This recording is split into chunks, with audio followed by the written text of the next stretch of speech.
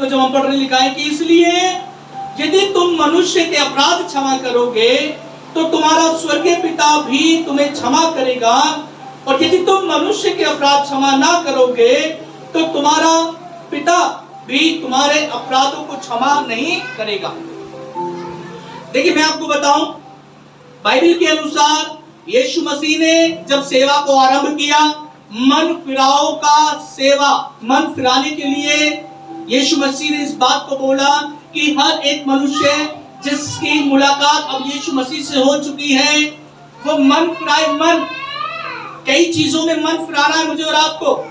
अब उसी सेवा में यीशु मसीह ने पहाड़ी उपदेश, पहाड़ पर बैठकर हजारों संख्याओं में जो भीड़ नीचे बैठी थी और उनमें चेले भी बैठे थे, यीशु मसीह इन बातों को वहां पर अपने चेलों को भी इस बात को बता रहे थे और वहां पर बताया कि तुम्हें प्रार्थना इस प्रकार से करनी है, और प्रार्थना में जो तुम बोल रहे हो, जो तुम प्राप्त करना चाहते हो, उससे पहले बढ़कर है कि तुम अपने अपने जो मुद्दई है, जो अपने विरोधी है, उनको क्षमा करना सीखे। हालेलुया। क्या करना सीखे? एक जगह यीशु मसीह यूं कहते हैं कि जब तू आराधना करने के लिए जाए, जब तू भेंट बलिदान को चढ़ाने जाए, पहले अपने मुद्दई से सलाह मशुरा कर ले, क्योंकि जिस मन से तू भेंट चढ़ा रहे, जिस मन से तू चर्च जा रहा है और तेरे भाई के साथ तेरा अच्छा संबंध नहीं है, तो तेरी जो दी गई भेंट है वो ग्रहण योग्य नहीं होगी। अब यीशु मसीह इस बात को कहते हैं, इसलिए यदि तुम मनुष्य के अपराध क्षमा करो तो तुम्हारा स्वर्गीय पिता भी तुम्हारे अपराधों को क्षमा करेगा। कल मैं जब बैठा, एक सडनली फिर एक और विचार आया कि मैं और आप लोगों के जीवन के लिए क्षमा अर्थात दया अर्थात माफी बोना शुरू करें। हालेलुया। क्योंकि कई बार हम कई ऐसी परिस्थिति में आके फंस जाते हैं जहां पर खुद हमें जरूरत है कि अब हमें कोई क्षमा करे। क्या करे? कोई हमारे ऊपर दया करे, कोई हमें भी माफ करे। अब ये क्षमा दया माफ कब होगा? जब हमने दया क्षमा माफी बोई होगी। हालेलुया। तभी तो हम काट पाएंगे। जब हम बोएंगे नहीं, हम काट भी नहीं पाएंगे। इसलिए यीशु मसीह ने कहा, किसने कहा? ध्यान सुनिए, यदि यीशु कह रहा है तो कोई ना कोई इसमें राज छुपा हुआ है। और यीशु ने कहा, इसलिए यदि तुम मनुष्य के अपराध क्षमा करोगे तो तुम्हारा स्वर्गीय पिता भी तुम्हें क्षमा करेगा। फिर, और यदि तुम मनुष्य के अपराध क्षमा ना करोगे तो तुम्हारा स्वर्गीय पिता भी अपराध क्षमा नहीं करेगा। इसका मतलब है जैसा आप करेंगे ऐसा आप फल पाएंगे, जैसा करनी ऐसे भरनी। दूसरी भाषा में जैसे बोलते हैं।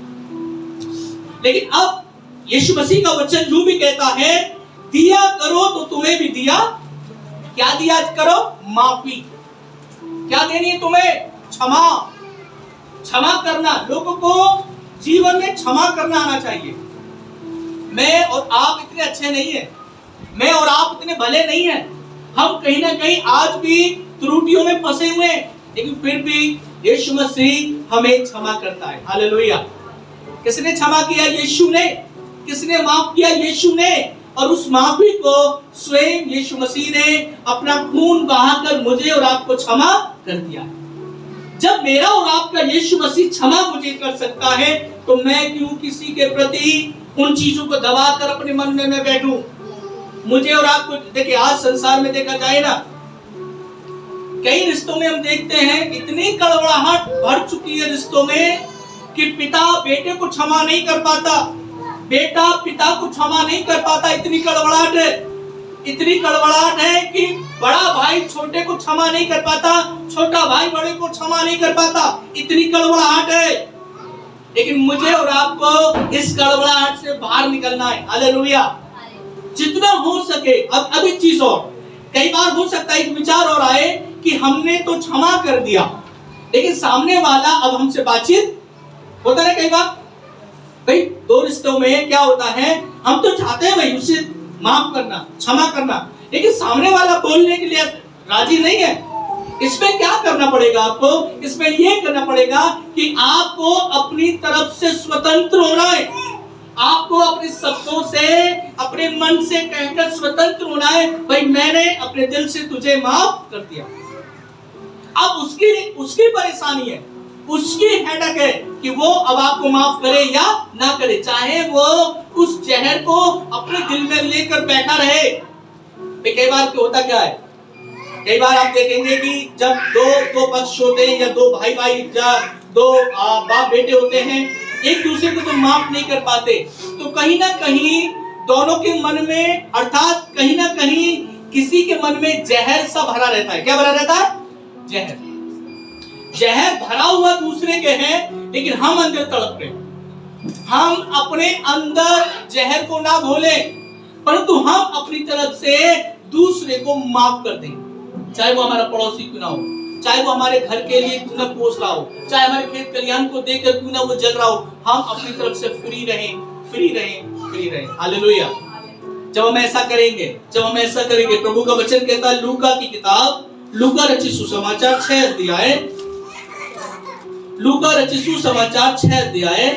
जब हम ऐसा करते हैं तो प्रभु का वचन कहता है, 37 को पढ़ेंगे, जब दोष मत लगाओ, प्रभु का वचन कहता है कि दोष मत लगाओ, तुम पर भी दोष लगा, कि तुम पर भी दोष नहीं लगाया जाएगा, दोषी ना ठहराओ, दूसरों को तुम दोषी ना ठहराओ, तो तुम भी दोषी ना ठहरोगे, क्षमा करो, एक दूसरे को क्षमा करो, तो तुम्हें भी क्षमा किया।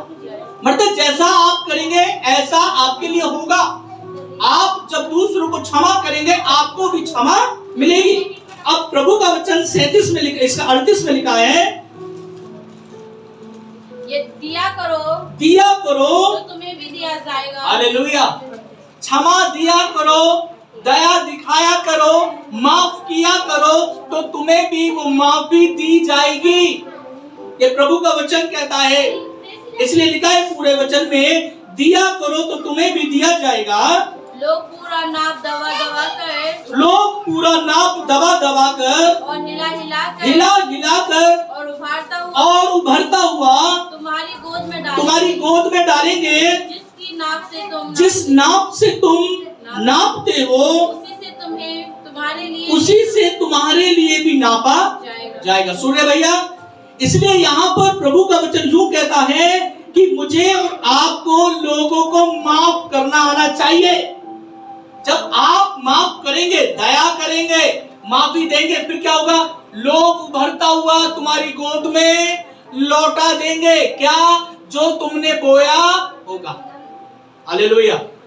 इसलिए प्रभु का वचन कहता है, लोग पूरा नाप दबा दबा कर और हिला हिला कर उभरता हुआ तुम्हारी गोद में डालेंगे, जिस नाप से तुमने नापा होगा। अर्थात सामने वाले को जिस मन से तोलकर, जिस मन से आपने सामने वाले को माफ किया होगा, उसी तरह आपकी गोद में भी माफी डाली जाए। अब कई बार क्या होता है, जब दो पक्ष होते हैं और समझाना चाहते हैं, या मैं कहूं पति पत्नी को ले लीजिएगा एग्जांपल के तौर पर, पति या पत्नी जब समझाया जाता है, एक तो चाहे पत्नी समझा रही हो या फिर पति समझा रहा हो, उसमें होता क्या है, समझाते वक्त सामने वाला व्यक्ति सुनना नहीं चाहता। क्या नहीं होता? क्योंकि उसको सुनने की आदत, मनुष्य को यह है, मनुष्य को सुनने की आदत नहीं है। मनुष्य को आदत है सिर्फ बोलने की, चाहे वो पति हो या पत्नी। और जब धीरज नहीं होता, जब सहन नहीं होती, सुनने की क्षमता नहीं होती, और वो सुनने वाला भी क्या कहेगा?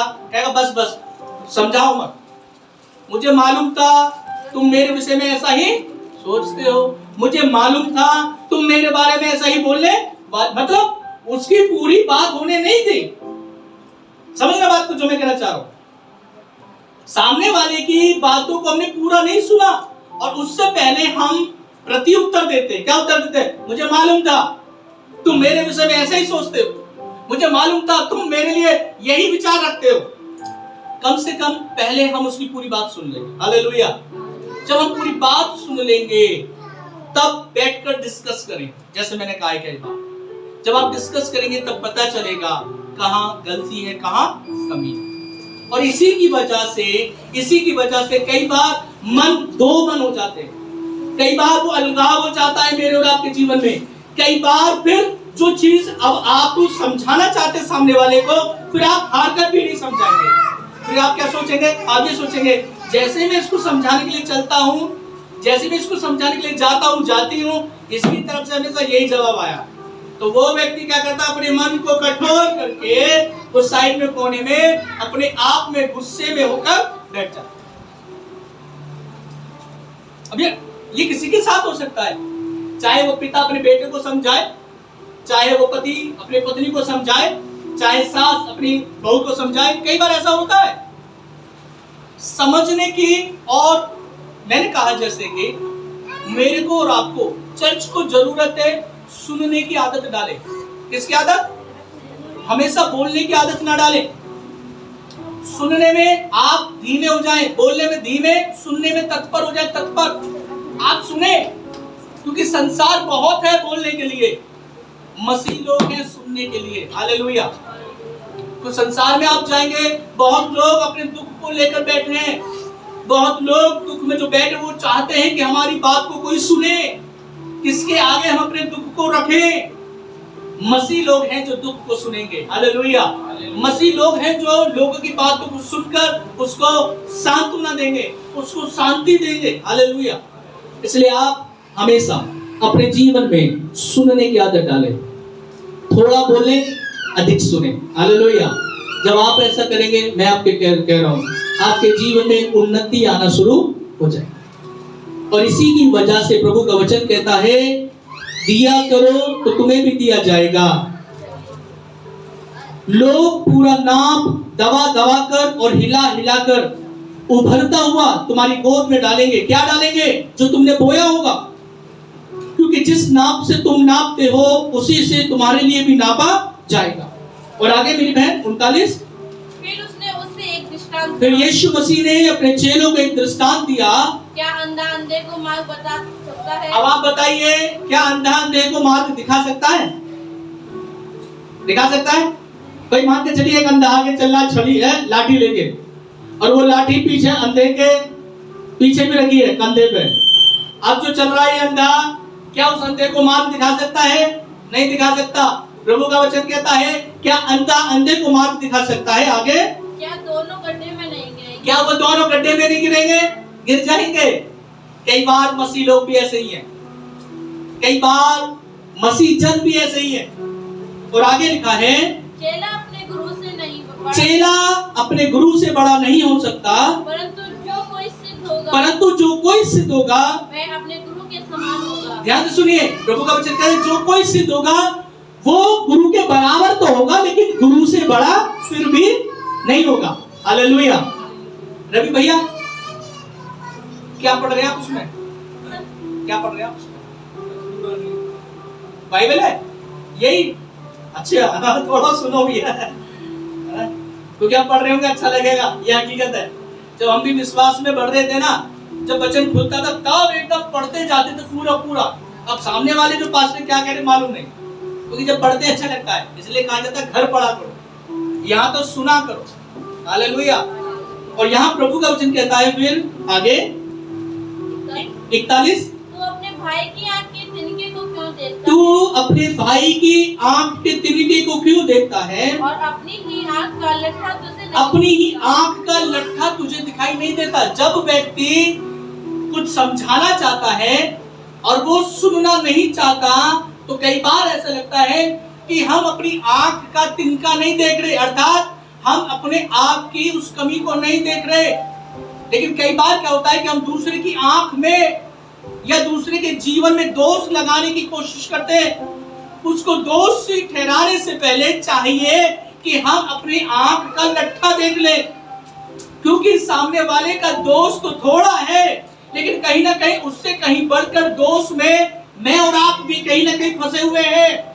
इसलिए दूसरे को दोषी ठहराने से पहले मैं और आप अपने दोष को भी जांच ले कि हम कहां धंसे हैं, हम कहां फंसे हुए हैं। इसलिए प्रभु का वचन कहता है, अपने भाई की आंख के तिनके को देखने से पहले अपनी आंख का लट्टा क्या तुझे नहीं सोचता? और जब तू अपनी ही आंख का लट्ठा नहीं देख, जब तू अपने ही जीवन को नहीं तराश रहा, जब अपने जीवन को तू नहीं देख पा रहा, या फिर तू अपनी आंख का लट्ठा नहीं देखता, तो अपने भाई से कैसे कह सकता तो है? तू अपने भाई पर दोष लगा के कैसे कह सकता है?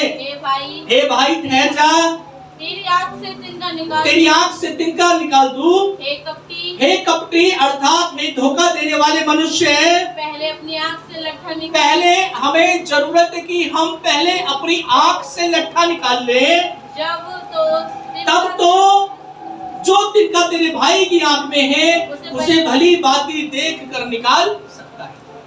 यहाँ पर देखा जाए तो यहाँ पर दोष ना लगाएं, ऐसा प्रभु का वचन कहता है। मसीह लोग दोष लगाने वाले नहीं है, मसीह लोग किसी के पाप को उघाड़ने वाले नहीं है। जैसे पिछले दिनों में भी मैंने आपको बताया, हम किसी के चरित्र को ना उघाड़े, हम किसी के जीवन को ना उछाले। मैं और आप ढांपने वाले लोग हैं। हालेलुया। मसीह ने भी वही काम किया। मसीह ने मेरे और आपके चरित्र को उघाड़ा नहीं है, बार बार मुझे और आपको दोषी नहीं ठहराया।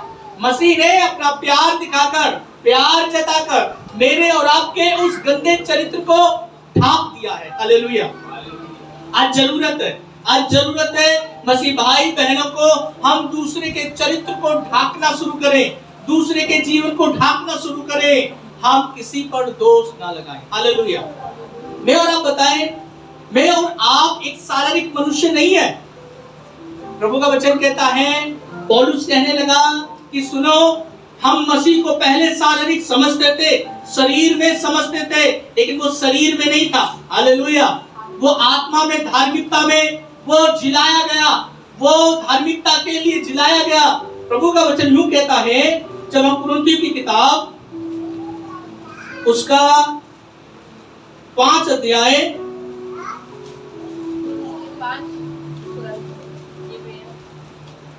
दूसरा कुरिन्थियों शायद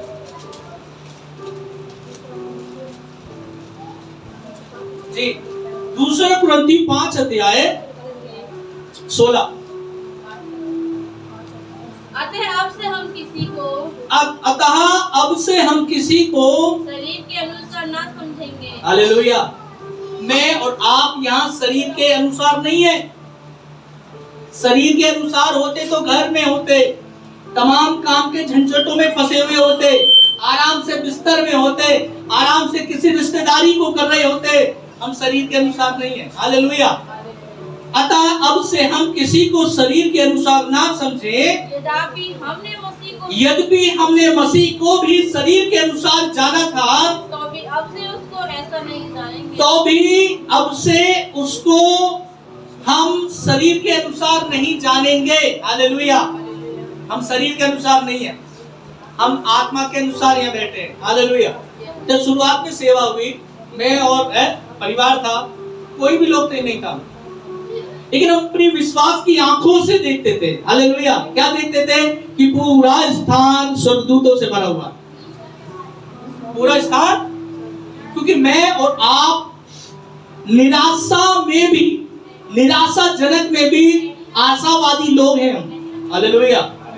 कितनी भी निराशा आकर हमें घेर रही हो, उस निराशा में भी मुझे और आपको ये आशा लगानी है कि मेरा और आपका परमेश्वर और परमेश्वर का वचन ही मेरे जीवन का आधार है। आधार। हालेलुया। अब्राहम की यदि हम बात करते हैं, 75 साल का वो हो गया। सारा की बात करते हैं, वो भी बूढ़ी हो गई। ये पति पत्नी जब बूढ़े हो गए, इनके पास कोई संतान नहीं है अभी, लेकिन परमेश्वर ने कहा कि तुझसे एक बेटा होगा। अब अब्राहम अपने आप को देख रहा है, कह रहा मैं तो बूढ़ा सा हो गया हूं। पत्नी को देख रहा है, ये भी बूढ़ी सी हो गई है। ये कैसे संभव है कि हम बूढ़े से एक पुत्र, अर्थात एक बच्चा नहीं, बच्चे में बेटी भी आ सकती है, लेकिन परमेश्वर ने स्पष्ट कहा कि तुझसे एक पुत्र जन्म लेगा और वो पुत्र एक बड़ी जाति बनेगा। सोचना बात को, अभी कुछ भी नहीं है, बिल्कुल 0/0 है दोनों। लेकिन परमेश्वर यहाँ पर बात कर रहे हैं एक बड़ी जाति बनाने के लिए। अब ये जो दोनों बुजुर्ग व्यक्ति हैं बिल्कुल निराशाजनक में हैं। ना जाने कैसे कैसे इन्होंने एक एक दिन करके अपनी शादी की सालगिरह 75 साल हो गए इनको। कैसे कैसे भाई मैं आपको बताऊं, जब मैं और अनीसा थे, जब हमारी पहली बेटी एक्सपायर होने के बाद में 3 या 4 साल बाद ये एडिन आई है, तो 3-4 साल तक क्या करते थे, 2 मियां बीवी, 2 रोटी बनाई, खाई पी, पूरा दिन काटना। ऐसे तो होता है। जब बच्चे होते हैं तो समय का पता नहीं चलता। जब 2 मियां बीवी होते हैं दिन भी बड़ा लगता है। और इधर तो 75 साल हो गए अब्राहम और सारा को। कैसे 75 साल काटा होगा इन्होंने। लेकिन आप परमेश्वर आए और परमेश्वर कह रहे हैं तुझसे तो एक पुत्र जन्म होगा, एक बड़ी जाति उत्पन्न होने वाली है। लेकिन ये निराशा में, लेकिन फिर भी इस निराशा में भी परमेश्वर पे विश्वास किया। हालेलुया। अब हो या ना हो, संतान हो या ना हो, फिर भी विश्वास कर रहा है परमेश्वर। यदि आप कह रहे ठीक है, हालेलुया। किस पर विश्वास किया अब्राहम ने? परमेश्वर पे और परमेश्वर के कहे हुए वचन पर। मैं और आप भी ऐसे ही हैं। मैं और आप अपने जीवन में कहीं ना कहीं निराशाजनक है, कहीं ना कहीं हमें हताश किया जाता है, कहीं ना कहीं हमें दबाया जाता है।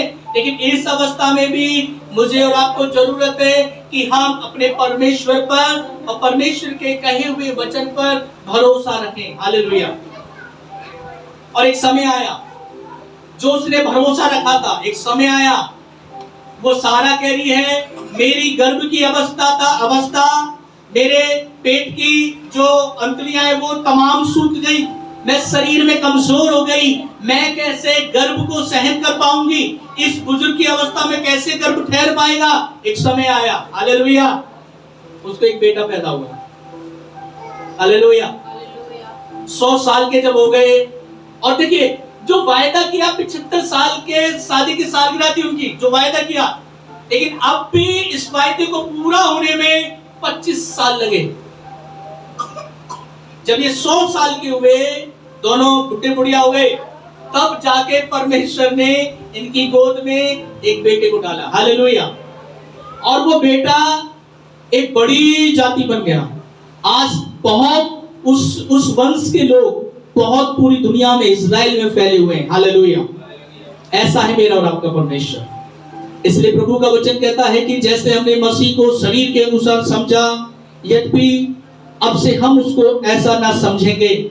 इसलिए आज मैं और आप भी शरीर में नहीं है, इसलिए हम एक दूसरे पर दोष लगाना छोड़ दें, एक दूसरे की आंख का तिनका निकालना छोड़ दें, हम एक दूसरे के चरित्र को ढांपना शुरू करें। प्रभु का वचन कहता है, पतरस यीशु के पास आया और पतरस ने कहा, प्रभु मुझे बताइए मैं अपने भाई को कितनी बार क्षमा करूं?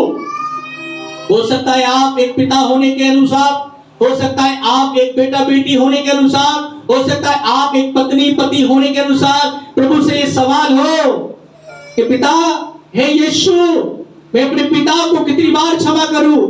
हे यीशु मैं अपनी बेटी बेटा को कितनी बार क्षमा करूं? हे यीशु मैं अपने पति पत्नी को कितनी बार क्षमा करूं? ये सवाल हो सकता है आपके पास। पतरस भी कह रहा है, प्रभु बताइए मैं अपने भाई को कितनी बार क्षमा करूं? ये तो बार बार गलती में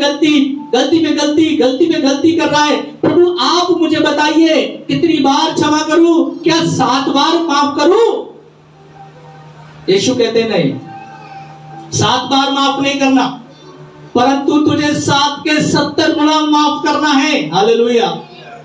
उसका अर्थ निकलता है कि तुझे हमेशा माफ करना है। यीशु ने भी तो यही किया। हालेलुया। उसने हमेशा माफ किया है। क्या आज भी हम अपने जीवन को तलाशें, ढूंढें, कहीं ना कहीं हम गलत मिलेंगे, कहीं ना कहीं हम ठीक नहीं है। एक रविवार के दिन तो हम पवित्र रहते हैं, 6 दिन में हम अपवित्रताएं का जीवन जीते हैं, 6 दिन जाके फिर उसी पाप में हम डूब जाते हैं। लेकिन जब हम यीशु के सामने आते हैं फिर भी तो वो माफ करता है। हालेलुया। इतनी ही बात तुझे अपने बेटे को, इतनी बार तुझे अपने भाई को, इतनी बार तुझे अपने पति पत्नी को माफ करना है। हालेलुया। यीशु का गुणा भाग ही अलग है। यीशु का गुणा भाग में कोई जवाब नहीं है। जवाब है माफी, माफी, माफी, माफी। हालेलुया। अब यीशु अब पतरस सोच रहा है, अब देखिए इसमें भी पतरस सोच रहा होगा कहीं ना कहीं। तुरंत यीशु ने एक और एग्जाम्पल रखा, कहा सुन, एक राजा था, वो अपने दासों से जब लेखा जोखा ले रहा था, लेखा जोखा में एक नौकर के पास जब वो राजा आया और उस नौकर से कहा कि सुन, तेरे ऊपर मेरे 1000 दिनार उधार है तुझ पर, और जब तक तू 1000 दिनार को भर नहीं देगा, क्योंकि कर्जा था उसके ऊपर, जब तक तू 1000 दिनार को भर नहीं देगा मैं तुझे बंदी गृह में, जेल में डालूंगा। इतने वो नौकर कहता नहीं, हे मेरे स्वामी, हे मेरे राजा, हे मेरे मालिक, मुझ पे तरस खा, धीरज धर, मैं इस 1000 दिनार को भर दूंगा। राजा ने उस नौकर के ऊपर तरस खाया और तरस खाकर उसको बंदी गृह में भी नहीं डाला, और यूं भी कहा कि देख तुझे मैं बंदी गृह में नहीं डाल रहा, और तेरे 1000 दिनार भी जो तुझ पर कर्जा है मैं माफ कर देता। अब ये जो नौकर था बड़ी खुशी और आनंद के मारे, मेरा कर्जा माफ हो गया, मैंने अपने राजा के मन को जीत लिया। ये बाहर चला, बाहर निकला। जैसे बाहर निकला, इस नौकर का कुछ पैसा किसी और नौकर के संगी दासों के ऊपर था, मात्र 100 दिनार। इसका माफ कितना हुआ? 1000 दिनार। लेकिन इसका 100 दिनार पैसा किसी संगी दोस्तों के साथ 100 दिनार माफ उधार था। अब जैसे ही निकला, वो व्यक्ति मिल गया जो कर्जा इसका लिया हुआ था, और उस व्यक्ति ने उस छोटे नौकर का गला पकड़ के उसको दबा के उठा के कहने लगा, मेरे 100 दिनार कब वापस करेगा? और जब तक तू उस 100 दिनार को भर नहीं देता, मैं तुझे बंदी गृह में, तुझको, तेरे बाल बच्चे को, सारे सामान को मैं बंदी गृह में रखता हूं। अब ये जो घटना हो रही थी, इस घटना को एक और नौकर देख रहा था। अब वो नौकर ने जाकर उस राजा को बताया कि हे मेरे स्वामी, जिसके तूने 1000 दिनार माफ किए, उस 1000 दिनार माफ वाले व्यक्ति ने, उसका जो कर्जा 100 दिनार वाला व्यक्ति, उस नौकर को उसने बंदी गृह में डाल दिया। और वो यूं कह रहा है कि जब तक तू इसको बेच नहीं पाएगा, जब तक तू ये कर्जा माफ नहीं करेगा, तू बेचा जाएगा। शायद हो सकता है समझ में आ रहा है, कुछ कंफ्यूजिंग लग रही होगी। लेकिन जैसे वो तीसरा नौकर जाके राजा को कहता है, राजा से कहता है, सुनो राजा, जिसका तुमने 1000 दिनार माफ किया, उसने क्या काम किया? अपने दूसरे संगी दासी को माफ नहीं किया। तब राजा कहता है, हे दास, जब मैंने तेरा 1000 दिनार को माफ कर दिया, तुझे चाहिए था कि अपने 100 दिनार को जो तेरे किसी और के ऊपर कर्जा है, तू भी माफ कर दो। हालेलुया। सेम यही कंडीशन है। जैसे मेरा 1000 दिनार के अनुसार गुनाह था, मेरा यीशु ने माफ कर दिया। आज मुझे जरूरत है कि मैं भी लोगों को माफ करना सीखूं। हालेलुया। यहाँ इस एग्जाम्पल से प्रभु ये सिखाना चाहता है, जिस प्रकार से यीशु ने सबको माफ किया, आज जरूरत है जितने लोगों ने यीशु को स्वीकार किया है, वो लोग भी दूसरों को माफ करना सीखें। हो सकता है आपकी किसी चीज को देखकर, किसी वस्तु को देखकर, हो सकता है लोग आपसे जलन रखते हो, लोग आपसे सही बात ना करते हो, आपके मसीह में आने के बाद में लोग आपसे प्रसन्न ना हो, खुश ना हो, आपको फिर भी लोगों को माफ करना है। हालेलुया। क्योंकि देखिए, उनके अंदर जो स्पिरिट है वो जलन की स्पिरिट है, जलन की। लेकिन मेरे अंदर और आपके अंदर वो जलन की स्पिरिट, हमारे अंदर और आपके अंदर जो स्पिरिट है, वो स्पिरिट है आशीष देने की। हम जलन रखने वाले नहीं है, हम कुड़कुड़ाने वाले नहीं है। हमारा मन है लोगों को आशीष में करने वाला। हालेलुया। प्रभु का वचन कहता है, तुम दूसरों को आशीष दो, श्राप मत दो, क्योंकि तुम श्राप की संतान नहीं हो, तुम आशीष की संतान हो। आशीष की संतान से आशीष ही उसके जीवन से निकलना चाहिए। Hallelujah, hallelujah. एक दो वचन और हैं। प्रभु का वचन कहता है 5 अध्याय मत्ती की किताब 5 का 7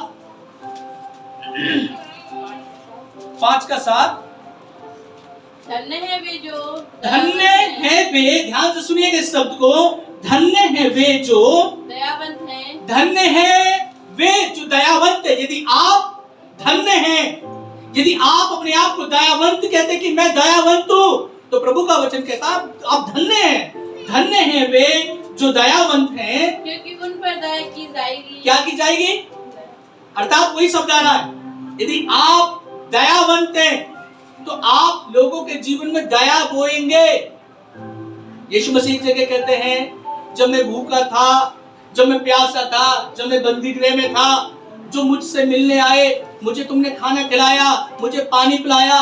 स्वर्ग के राज्य में एक समय आएगा और मैं कहूंगा मैं इनको सबको जानता हूं। क्यों? जब मैं बंदी गृह में था मुझसे मिलने आए, जब मैं भूखा था मुझे खाना खिलाया, जब मैं प्यासा था मुझे पानी पिलाया। लोग कहेंगे प्रभु हमने कब तेरे साथ किया? क्या आपने किया प्रभु के साथ ऐसा? हेलो, प्रभु आया आपके घर? प्रभु को खाना खिलाया आपने? पानी पिलाया? हाँ या ना? हाँ, कब? वो लोग जो भूखे रहते हैं और प्यासे रहते हैं, सड़क पर बैठे रहते हैं, मांगने आते हैं। यीशु ने खुद कहा जो मांगता है उसे मना मत करो, उसे दो। जो भूखा है उसे खाना खिलाओ, जो प्यासा है उसे पानी पिलाओ। राइट। आपने कब किया ऐसा? आपने जब किया, प्रभु का वचन कहता है जो छोटे से छोटे, जो तुच्छ समझे जाते हैं, यदि आपने उनमें से किसी एक के साथ किया तो मानो आपने मेरे साथ किया। हालेलुया। हम बाहर निकलते समय भिखारी को भीख देनी है, लेकिन उसकी कंडीशन देख लेना, नशे वाला ना हो, आपको लगता है अपाहिज है और जरूरतमंद है, आप जरूर उसको भीख दें। आपके घर कोई मांगने आता है, आपको लगता है हट्टा कट्टा है, कमाने लायक है, और यदि कोई आता है अपाहिज है और ये कमा नहीं सकता, जरूर आप उसको भीख डालें, लेकिन जांच लें और परख लें। भीख डालने के लिए या भिक्षा देने के लिए परमेश्वर मना नहीं करता, लेकिन आपको देखना है कि ये चीज सही जगह जा रही है, गलत जा रही है। कहीं ऐसा तो नहीं हमने जो दिया ये बेच के शाम को पौवा और मीट मांस खा रहा हो। कंडीशन देखनी है आपको। इसलिए प्रभु का वचन यूं कहता है 5 के 6 में, बहुत अच्छा लगता है, धन्य है वे जो दयावंत हैं क्योंकि उन पर दया की जाएगी। आज देखना है क्या आप दयावंत हैं? यदि आप खुद दयावंत हैं, आपके ऊपर भी दया की जाएगी। एक और लास्ट वचन पढ़ दीजिए। अब देखिए, अब एक और वचन इसी से जुड़ता हुआ है, लूका की किताब 6 अध्याय उसका 36, इसी से बिल्कुल जुड़ता हुआ। क्योंकि जब यीशु मसीह हमसे आशा रखता है कि हम दयावंत हो जाएं, क्यों दयावंत हो जाएं? क्योंकि यीशु मसीह लूका 6 का 36 में लिखा है, जैसा तुम्हारा पिता दयावंत है, जैसा तुम्हारा पिता दयावंत है, वैसे तुम भी दयावंत बनो। हालेलुया। तुम्हारा पिता भी तो दयावंत है, उसने भी तो तुम्हारे पर दया की है, इसलिए प्रभु चाहता है तुम भी दयावंत बनो। हालेलुया। इसी का एक और वचन पढ़ दीजिए लास्ट, इसका 1 अध्याय और 50, लूका 1 अध्याय उसकी 50वीं आयत। आइए हम सब अपने स्थानों पर खड़े होंगे, क्योंकि नींद ज्यादा आगे घेर रही है ना, मौसम है ऐसा। एक्चुअली एक तो बाउंड है, पूरा बंधा हुआ है, हवा कम है, उमस है जी। मरियम लगभग 3 महीने उसके साथ रहकर 1 अध्याय 50 लूका। 50 और उसकी दया उन पर हो जो उससे डरते हैं, जो उससे डरते हैं, पीढ़ी से पीढ़ी तक बनी रहेगी। पीढ़ी से पीढ़ी तक वो दया बनी रहेगी। ध्यान से सुनिए, प्रभु का वचन जब हमने पढ़ा मत्ती की किताब 5 के 7 में, उसमें